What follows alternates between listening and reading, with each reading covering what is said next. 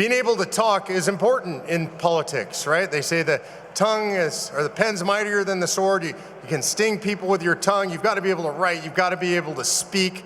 These are incredibly important skills, especially in the modern era of communication. Social media platforms, digital audio platforms, podcasts, radio, turning that into books. If you're good at that, you can have a huge impact on the American body politic. And if you're willing to be bold, if you're willing to take some risks, if you're willing to put it on the line, you can have transformational impact on the American body politic. And I'm really excited to have somebody here who's done that. I've had the opportunity to know Steve Deace over the years, to watch his career start to grow and then blossom and then explode. I've seen him stick to his values no matter what. And I have to say, he is the one person more than anybody else I know that when Anthony Fauci goes to sleep at night, he sweats about our friend Steve Deace. So it's my honor and pleasure to bring up the one, the only Steve Deace.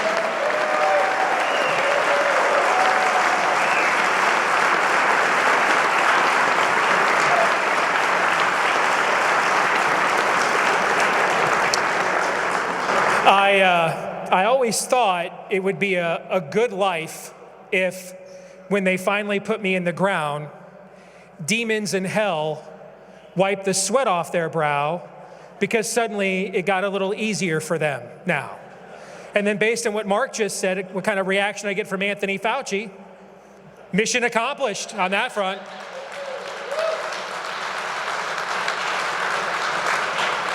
So I'm a relative late convert to this issue.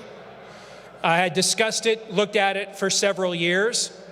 And because I'm a total depravity kind of guy, and because if I were around in the 18th century, I would have been one of those anti-federalists that just doesn't trust human nature at all and would want everything explicitly spelled out, anticipating a day like this that we now live in would come.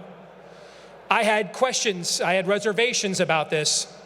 The whole idea of a runaway convention, for example. And then I've lived through the last 10 years. We have a runaway presidency. We have a runaway Congress. We have a runaway senator. And I mean, our own senator now wants your kids, the one you guys probably voted for, wants our sons maybe to go die in Ukraine for nothing. Why? On and on it goes. Yeah, absolutely applaud that. And then I realized the entire damn government has run away, and all they do is run me over. So at least I'll take my chances with a runaway convention when I get to show up to that, when you get to show up to that. And then maybe you can run some people over too for a change, as opposed to being the roadkill in this process the entire time. Maybe we get to go on offense for once. We are at the end of a football game. We don't know what a gender is. We don't know what a border is. We don't know what a criminal is. We don't know what a citizen is. Hell, we don't know what a doctor is right now.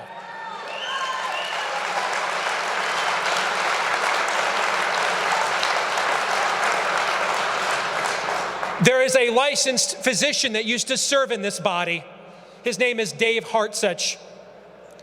They're now sicking the medical board on him in Iowa, not California, not New York, here, where we were probably the freest state in the union the last couple of years, where our governor and our politicians actually did a phenomenal job not buying into the COVID stand panic porn. And yet, you should applaud that, absolutely.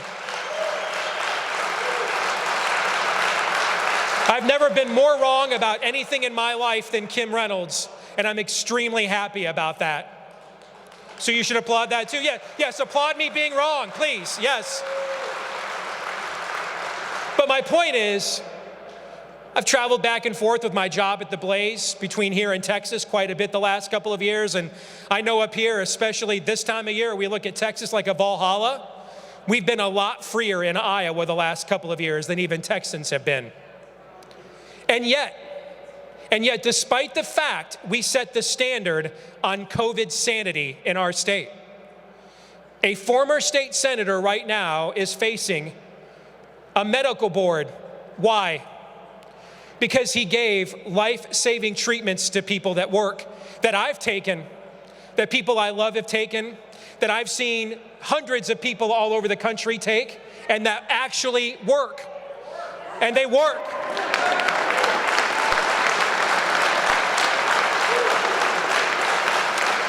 David Hartsuch is not some neighborhood quack. He used to be in the legislature. Actually, come to think of it, that's maybe not the best argument for not being a quack, but you know what I'm saying. This is a serious individual. And yet, in a state like Iowa, if your runaway bureaucratic administrative state believes that it has the power and authority to get between a doctor and a patient when a life is at stake, if they think that here, what do they think everywhere else? We don't have time anymore to work the process. There is no process anymore. We don't have time anymore to vote our way out of this.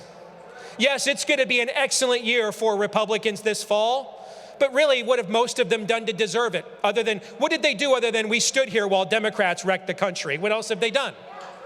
What is their vision? What is their plan? Outside of a place like Iowa, where you have a governor that has stood with you, there's all kinds of places like Idaho, Montana, when they see Democrats in those states. There's like 6 Democrats in the entire Idaho state legislature. They cannot get any of the kind of legislation we do here in Iowa passed there. In states where when they see Democrats, they call the police because they don't know what that is. They don't live as free as we do here. We can't vote our way out of this. The vast majority of Republicans that will win in November are useless other than speed bumps.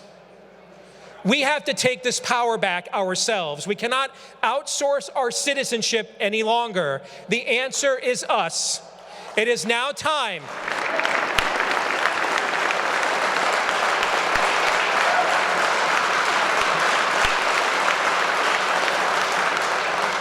Just as we did with the retention election in this state 10 years ago, we are still the only state in American history that removed by popular vote Supreme Court justices. It's never happened before or since in this country's history. There were a lot of conservatives at the time who did not want to take part in that.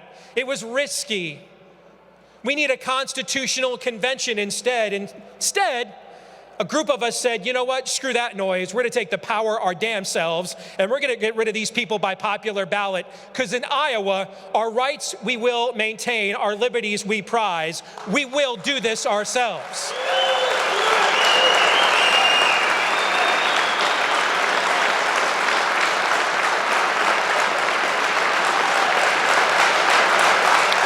We made history in this state 10 years ago when we did that.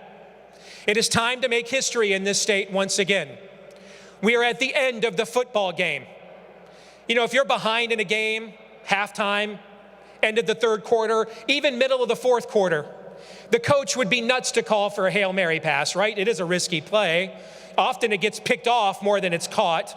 Most of the time it just gets batted down into the ground. The reason why we remember the Hail Mary passes that worked, like Tate to Holloway or Flutie to Phelan, it's because they almost never work. When do you throw one of these plays? When you're at the end of the game. The clock will go zero. And you can sit around on the sidelines and you can debate with you and your assistant coaches. Is this a prudent play? Will it work? What's the percentages that will work? The clock is still ticking. The clock will go to zero. When the clock hits, that is going to happen. No matter how much you pontificate on whether this play is prudent, that clock is ticking down. It will hit zero. When it hits zero, the game is over. That's it. There's no more time for any more of your prudence, any more of your planning. The game is over. The scoreboard reads, someone won, someone lost. And that's it. Culturally, that is where we are. This is the end of the game. As they said in a movie that made a little bit of money a couple of years ago, we're in the end game now. We are in the end game now. In this last 23 months, we have seen things happen in this country that we thought was for left behind books, for really bad, cheesy Christian movies that even make us cringe. It was our real life. We watched children choked out with Chinese face diapers that don't work. We're watching doctors and nurses lose their jobs because they won't take a jab that with this new Omicron variant does not work.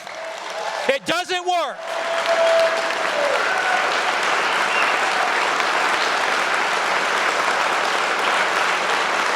We've watched them change the names and titles and definitions of everything. What's a doctor? What's a medicine? What's an election? What's a ballot? Who's a voter? We're in the end game now. The clock, while we pontificate, and the temptation when we're in a state like ours, when we have a good governor and we have a good legislature for the most part, is to say we don't need to do anything radical here. The good guys are in charge. What happens when the good guys aren't? What happens when they aren't? And as we've learned all over the country, that Iowa Medical Board going after David Hartsuch, where did they get such ideas? From CNN, from New York, from California, from the places where the good guys aren't in charge. No, I say to the people representing us that have done a fantastic job these last couple of years, this is exactly why you need to vote for this. This is because ultimately you do believe in representing our interests. That's why you've done it. That's why you've done it well. That's exactly why you need to do one more thing. Return this last mechanism of power back to the people where the power ultimately belongs. Give it back to us.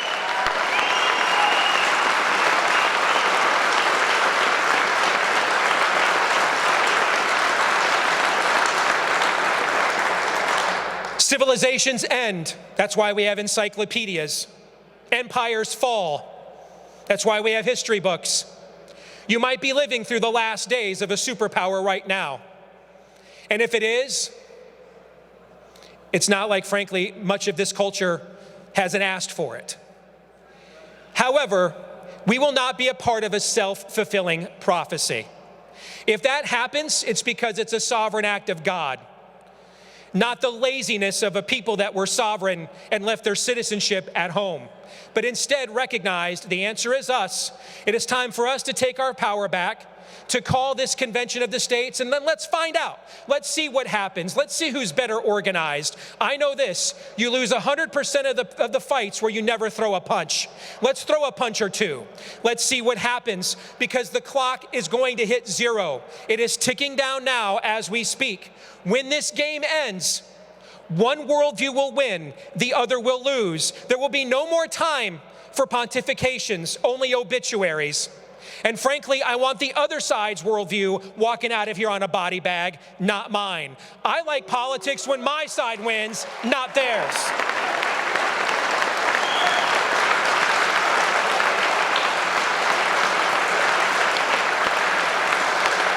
William F. Buckley used to say that he would rather be represented by 535 random names in the phone book than every member of Congress and the Senate. We're looking at how many of our churches were eager to close and not eager to reopen. Looking at how eager too many of our hospitals and medical professionals are eager to treat you like a lab rat or not treat you at all. Looking at how eager so many that we elect are to disregard their constitutional responsibilities, their own moral conscience. I trust the people in this room and people like you all over the country to preserve this last best hope for freedom east of Eden than I trust any of those damn elected officials. Don't take no for an answer. Demand your power back, and then when you get it, when they call this convention, you damn well better wield it. Thank you for your time.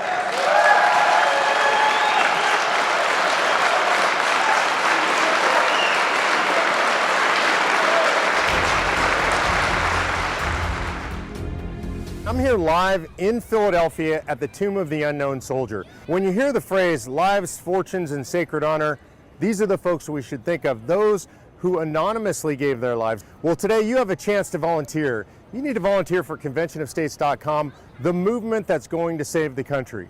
These folks are willing to step up and give everything. We need you to give just a little bit. Go to conventionofstates.com and volunteer today.